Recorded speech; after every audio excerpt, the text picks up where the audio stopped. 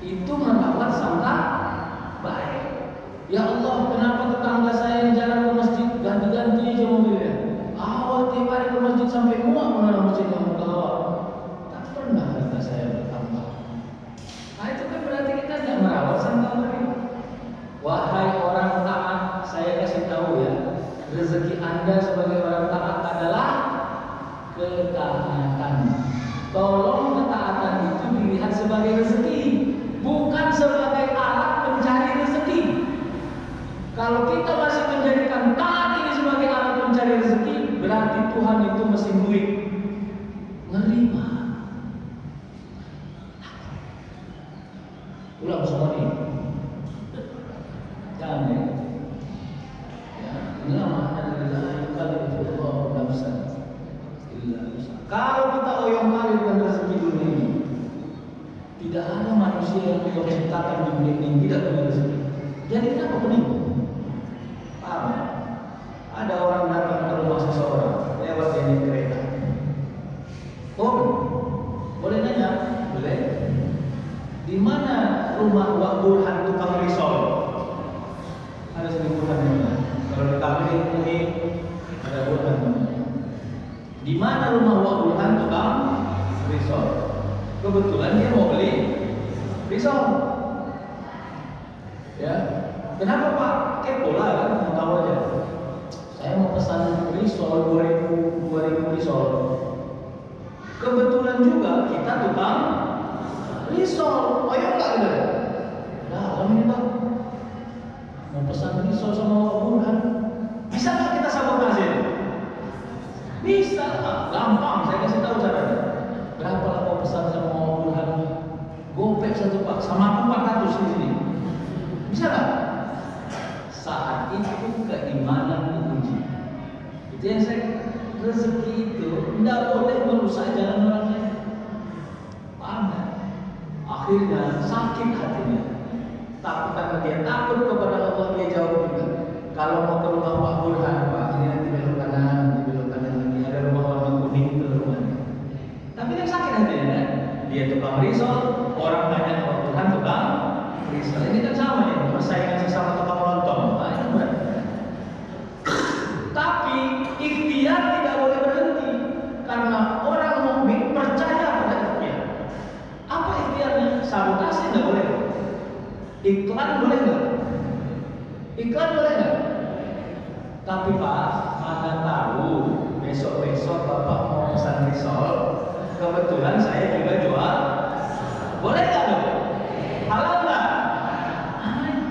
Sama kayak kalau di sini saya dengar ada pinjaman sukarela wakaf, dia pinjam 1 juta, dibulanginya 1.050.000 untuk infak. Jangan loyong kali, udah paten itu. Udah, ini tetap perkara dalil, nggak mau beramal. Ya, nggak mau orang imam itu subhanallah, dikira kawan mungkin bilang 1, 2, 3, 4, lewat Pak 36. Padahal kan dalilnya dia tinggal ditunggunya alhamdulillah 29 kurang. Alhamdulillah. Bid'ah di orang ini. Karena Allah Akbar itu 31. Begitu selesai imam sholat ditarik oleh imam sini kau bid'ah kau. Kira tadi zikir kau subhanallah wa 35. Alhamdulillah wa 27. Allahu Akbar 31. Mau ditanya pula berdebat sama dalil ini pun damai-damai aja kita. Imam tadi itu ngantuk ya. Mana kira-kiranya kerja Bapak Ibu berzikir bukan menghitung zikir. Nah itulah kira-kira itu ya. Makanya Allah sebut dalam ayat itu wala yazkurunallaha illa qalila. Nanti akan muncul generasi tidak mau berzikir kepada Allah kecuali sedikit. Kenapa? Berhitung kali ya urusan amal ini. Berhitung. Kalau aku mau kayak gini ya Tuhan, aku mau kasih apa? Kalau mau ngajar, coba belajar, mau kasih apa? Kita mau bangun teori transaksional kepada Tuhan, ini yang bahaya. Nggak ada transaksi di sini Pak. Di sini tanggung jawab. Sama itu orang sholat duha ceng. Tahu orang sholat duha ceng? Tahu ceng?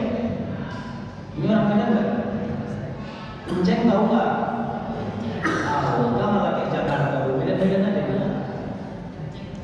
Ada orang sholat duha ceng. Jadi dia baca riwayat, katanya orang yang melaksanakan sholat duha akan diluaskan Allah rezeki. Dimainkan dalam mulai besok sholat duha. Main-main 8 rakaat kan, 8 rakaat besok dua lagi. Udah 40 hari duha terus main-main 8 rakaat. Tapi yang dia tengok hidupnya gini-gini aja. Koyong aja. Hari ke-41 habis duha berdoa dia sama Allah. Ya Allah ya Tuhanku, aku baca riwayat katanya orang yang sholat duha kau luaskan rezeki. Sejak saat itu ku main karena sholat duha ya Allah, main-main 8 rakaat nggak tangguh-tangguh. Tapi ku tengok gini-gini aja hidup dunia Allah.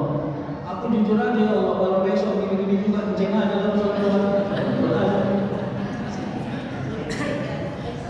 Kenceng deh sholat duha. Itulah yang namanya orang kaya. Kalau beriman jangan berhitung. Kalau masih berhitung berarti imannya rendah. Udah gitu aja. Gak repot Pak kalau seperti ini. Tadi kan sudah saya kasih tahu konsepnya.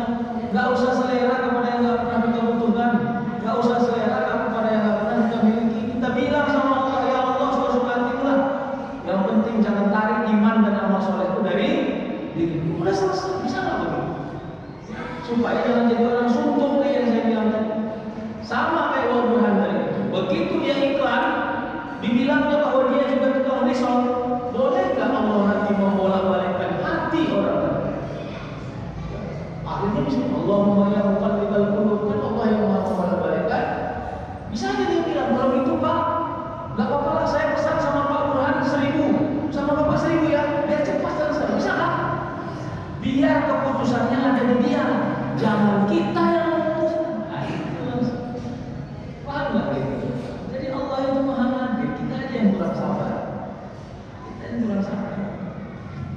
Nah, jadi bagaimana mengikatnya materi sama iman? Gini, jangan-jangan Allah sudah sempurna memberi rezeki kita di ruang iman. Tapi karena kita terlalu fokus melihat rezeki di sini, kita sering bersalah sangka yang jelek kepada Allah karena Allah sudah kasih kabul di sini, padahal di sini Allah sudah. Saya cuma mau bilang itu kan, nah, ada sama kayak Nabi Muhammad. Kenapa Nabi Muhammad itu apa ya? Kalau saya bilang, kenapa Nabi Muhammad nggak menceng aja jadi Nabi? Bisa nggak? Dia mau hijrah ke Yasrib, sekarang Madinah. Oke toh? Dia kan di rumah Abu Bakar ya. Nanti berangkatnya sama Abu Bakar. Kan dikepung itu rumahnya. Benar kan? Kenapa dia nggak ngomong sama Allah? Ya Allah, cabut aja lu. Udah diperintah hijrah, dikepung-kepung. Malas sekali tuh kayak gini Allah. Itu udah fokus aja lah. Apa? Nggak fokus sama jadinya. Kenapa nggak gitu dia doa sama Allah? Padahal dia ini orang yang manusia yang dikasih Allah. Boleh nggak dia ngomong gitu? Harusnya boleh. Tapi dia nggak ngomong itu. Kenapa? Karena dia paham apapun yang Allah beri kepada dirinya, sifat dan karakter keimanannya sami'na dan itu yang payah. Jadi kan begini ya, apa namanya, kita ini ingin menjadi orang yang baik, tapi kita belum berhasil menerjemahkan kebaikan itu apa untungnya. Itu aja masalahnya. Karena akal manusia ini akal untung rugi. Itu namanya akal komersil. Selama manusia belum paham apa untungnya melakukan sesuatu, selama itu dia akan sulit melakukan sesuatu dengan istiqomah. Paham ya? Jadi untuk sholat, untuk zakat, untuk sedekah, untuk puasa harus kita bangun keuntungan komersil. Kalau enggak, sama kayak sedekah. Apa keuntungan komersilnya orang Indonesia? Yang paling mudah itu kan hilang duit kita. Tapi kalau kita sudah bisa cari, kadang-kadang Allah kasih kita bahagia. Saya senang sekali Ustaz, ya, apa namanya, ada orang yang mengucapkan alhamdulillah setiap dikasih uang, walaupun uangnya tak dapat. Saya senang sekali. Bagus, cantol di situ. Itulah alasan kenapa engkau besok-besok terus bersedekah.